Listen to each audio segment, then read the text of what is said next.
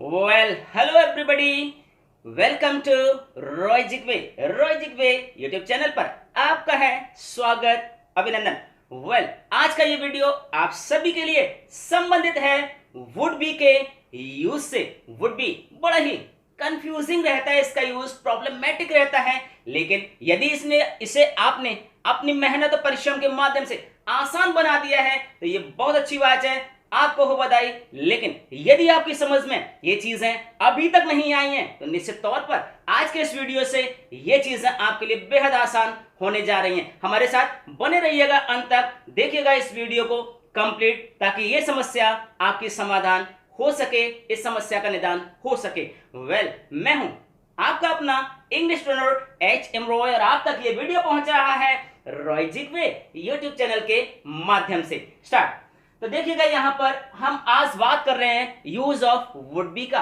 Would be का use दो तरह से किया जाता है डियर स्टूडेंट्स। एक हम यहां ले रहे हैं जब हिंदी वाक्य के अंत में होता या बनना के सेंस में आता है, बिकम के सेंस में आता है। और सेकंड यूज है यहां पर जब हिंदी वाक्य के अंत में हमको कर रहा होता है या कर रही होती होता है या कर रहे होते का सेंस दिया होता है।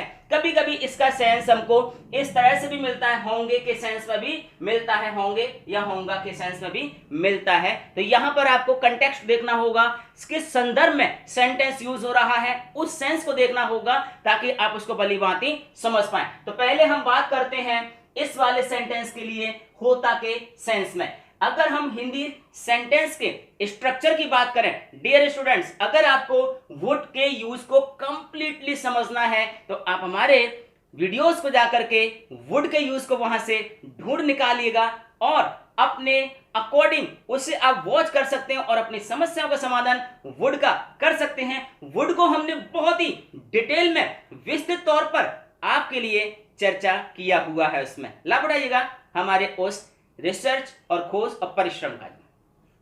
यहां पर हम बात कर रहे हैं सब्जेक्ट का। सब्जेक्ट आपके लिए सिंगुलर भी हो सकता है और प्लूरल भी हो सकता है, कोई फर्क नहीं पड़ेगा, दोनों के साथ वुड बी का ही यूज होता है। वुड यहां पर एक मॉडल ऑक्सिलरी की तरह से है और बीई यहां पर एक मेन वर्ब के रूप में है। तो ये कंफ्यूजन मत रखिएगा डियर स्टूडेंट्स कि यहां पर मेन वर्ब नहीं होता है, क्रिया नहीं होती है, बीई ही यहां पर मेन वर्ब के रूप में है, सर्वे सर्वा है इस सेंटेंस की वर्ब के रूप में।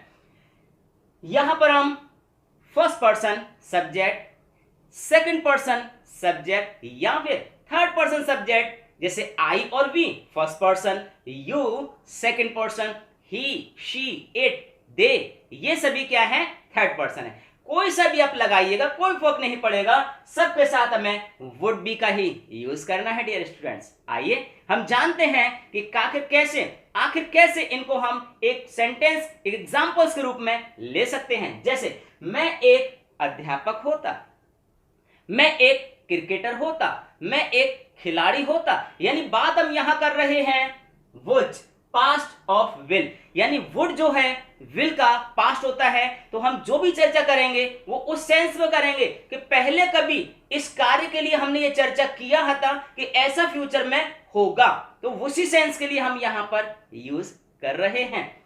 I would be a teacher, मैं एक अध्यापक होता, वह धोखेबाज नहीं होता। अगर नेगेटिव लेना चाहते हैं तो वुड और बीई के बीच में नॉट को इंसर्ट कर दीजिएगा।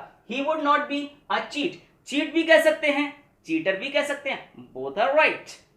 क्या वह एक क्रिकेटर होता? अगर आप इसे प्रश्नवाचक बनाना चाहते हैं तो सिर्फ एक ही काम करना है आपको, और वो है कि वुड को सब्जेक्ट से पहले ले आकर के रख देना है डियर स्टूडेंट, और लास्ट में क्वेश्चन मार्क भी लगा देना है, ये बहुत जरूरी होगा।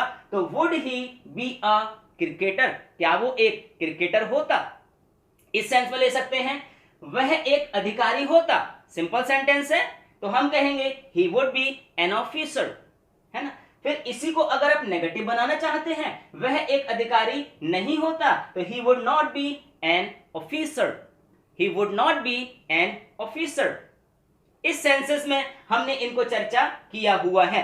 अब अगर हम इसके सेकंड टाइप की बात करते हैं, जिसमें हिंदी सेंटेंस के लास्ट में कर रहा होता, कर रही होती, कर रहे होते का सेंस आ रहा है, मतलब किसी एक्शन, किसी वर्ब, किसी क्रिया को हम कर रहे होते का सेंस आएगा इसमें से।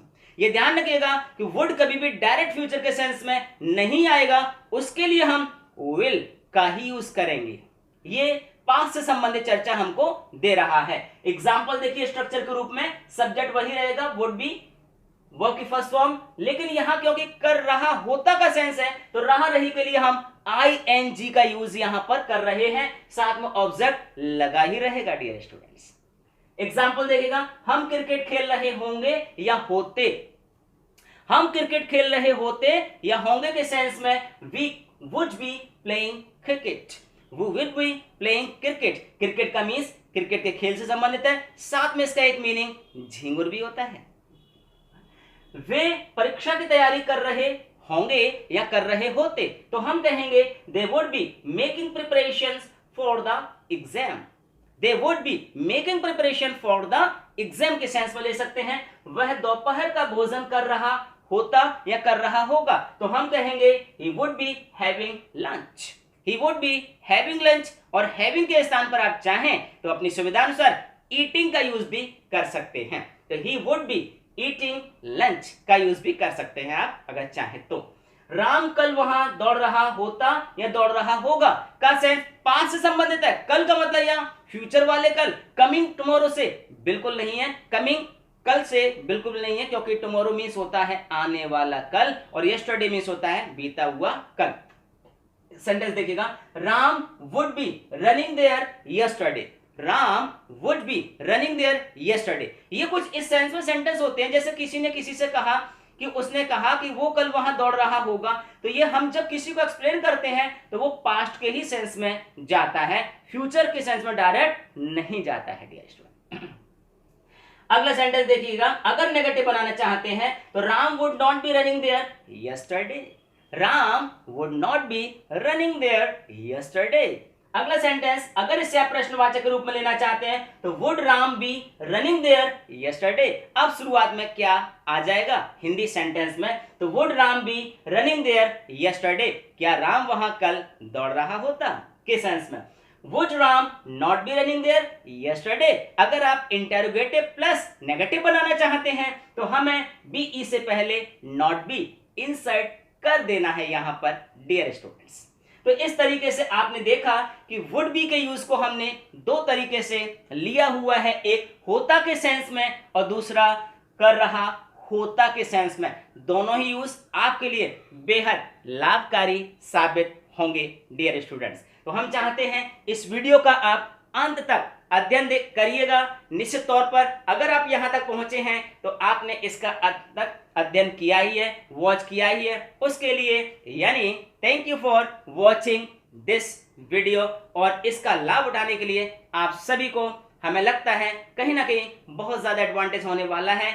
अपने मार्क्स को अपने अकॉर्डिंग आप झोली में डाल सकते हैं। ये कंफ्यूजन था इस वीडियो का कहीं ना कहीं, जैसे हमने यहाँ पर इसका निदान किया हुआ है, इसे सॉल्व और हल किया हुआ है आप सभी के लिए। उम्मीद है कि ये वीडियो आपको पसंद आएगा। यदि आप हमारे इस वीडियो के लिए, चैनल के लिए नए हैं तो वीडियो को लाइक कर दीजिएगा, लाइक करने के साथ साथ सब्सक्राइब कर दें, साथ में एक बेल आइकन उपस्थित होगा, उस घंटी बेल आइकन को भी पुश और क्लिक कर दें ताकि हमारे द्वारा भेजे गए सारे वीडियोस, अपडेट, नोटिफिकेशंस आपके पास बिना किसी बाधा के निश्चित तौर पर पहुंचते रहें और वो आपकी किस्मत को चमकाते रहें, आपको बनाते रहें मुकद्दर का सिकंदर।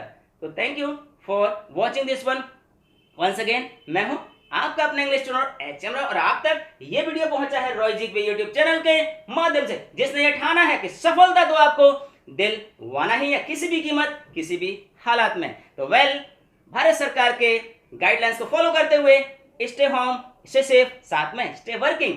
आप अपने कार्य को आगे बढ़ाते रहेगा। Thank you for once again watching this one. जय हिंद, जय भारत।